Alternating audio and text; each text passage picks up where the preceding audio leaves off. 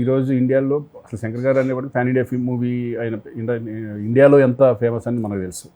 ఆయన ఒక సినిమా స్టాండర్డ్స్ని పెంచిన డైరెక్టర్స్లో ఆయన ఒకడు. ఆయన సినిమా వస్తుందంటే ఆయనకు ఒక సపరేట్ బ్రాండ్, శంకర్ సినిమా అనేది ఒక బ్రాండ్ ఉంటుంది, మనం చూసాం అంతకుముందు. అటువంటిది ఇప్పుడు ఈయన ఇంత పెద్ద స్టార్తో చేయడం, అలాగే ఈ ప్రొడ్యూసర్ దిల్ రాజు గారు మళ్ళీ అందుట్లో ఈ ముగ్గురు కాంబినేషన్స్లో వస్తున్న సినిమా కాబట్టి ఆడియన్స్లో హై ఎక్స్పెక్టేషన్స్ ఉంటాయి.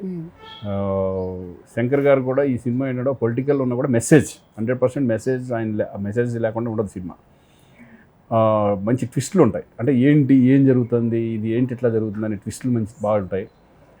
క్యారెక్టరైజేషన్స్ కానీ సమాజం అంతా ఆలోచించే విధానంగా, ప్రతి ఆడియన్ ఆలోచించే విధంగా, పొలిటికల్ సిస్టమ్ అంటే ఇలా ఉంటే బాగుంటుంది కదా, ఇటువంటి పర్సన్స్ కదా కావాలి మన ఆంధ్రప్రదేశ్కి కానీ అదే తెలంగాణ కానీ ఏ రాష్ట్రానికి కానీ సరే, ఇటువంటి వాళ్ళు ఉంటే కనుక ఇట్లా సిస్టమ్ వెళ్తే బాగుంటుంది అనేది ఆడియన్స్కి ఒక చెప్పే మెసేజ్.